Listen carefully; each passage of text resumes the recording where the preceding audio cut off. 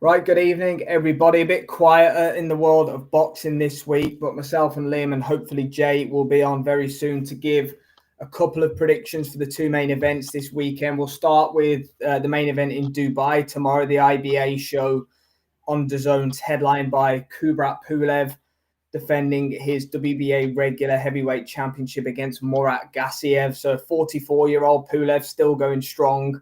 He's 32-3. Gassiev 32-2. Only lost to Otto Wallin via a split decision, and of course Usyk down at cruiserweight in the final of the WBSS. Hasn't looked the same, Liam. I think it's fair to say Gassiev since his cruiserweight days, former unified champion. Pulev is what he is. He beat Chard in the last time out for the belt. So Gassiev's a favourite heading into the fight. How do you kind of see this one going?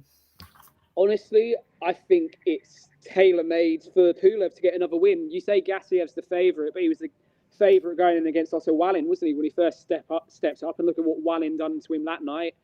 I could see Pulev doing similar. The only thing with Pulev, of course, is the age. You can't talk about inactivity because he's been injured since his last fight, and we know he was scheduled to fight again. It's a strange matchup. I mean, at one point, it was going to be Moses against Kubrat, wasn't it? When they were still trying to be the youngest ever heavyweight champion. And my narrative in that fight was, would they be fighting if this WBA belt wasn't on the line? The answer to that's probably no.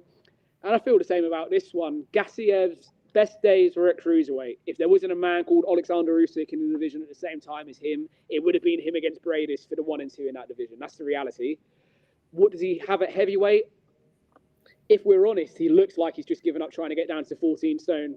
Yeah. That's if we're being honest. He looks like a man. He's had enough of trying to make weight, so he's thought, I'm going to put on the pounds, but he's become even slower. He's become even more cumbersome.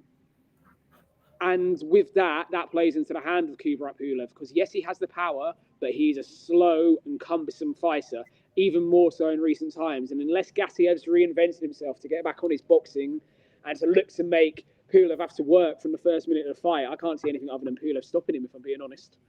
Pulev stoppage, right? Gassiev never stopped in his career. Has shown a pretty good chin throughout. Look, he's been in with some big punches down at cruiser, but yeah, been a bit weird. You know, look, he's only 32 years old, so he's technically should be in his prime as a cruiser heavyweight, which is mad. But he feels like he's been on the decline for 4, 5, 6 years now, which is.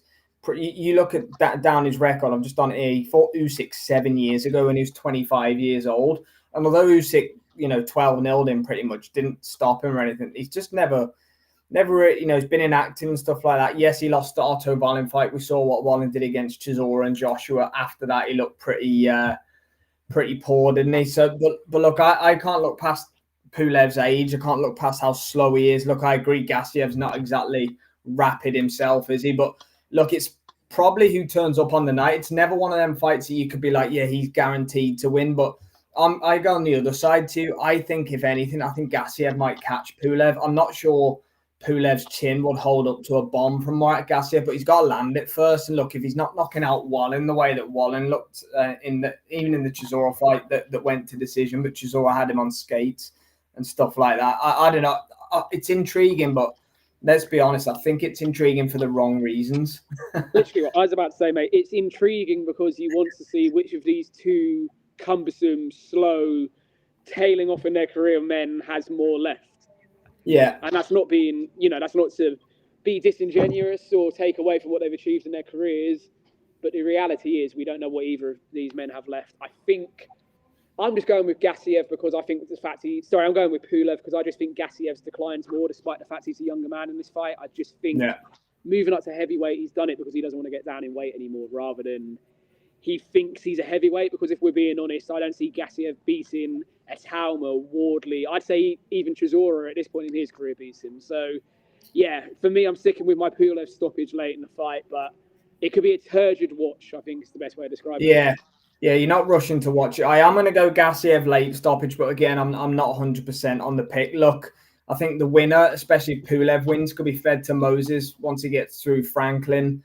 Gassiev, I don't know. Look, 12 years, the age gap between you, so I think that's absolutely crazy. I don't know where Gassiev's at. If he wins, he's probably going to get a big fight, though. I don't think people will be queuing up to fight him if he looks good doing it, because there is that, can he return to the form that he did at cruiserweight? But We're 1-1 on this one then. 1 for Pulev, 1 for Gassiev. Get involved as always and let us know in the comments below. We'll be back for the Pacheco versus Sajo main event from California. That's a good fight on the Matchroom show. And thanks for joining us as always, everybody. Cheers, Liam.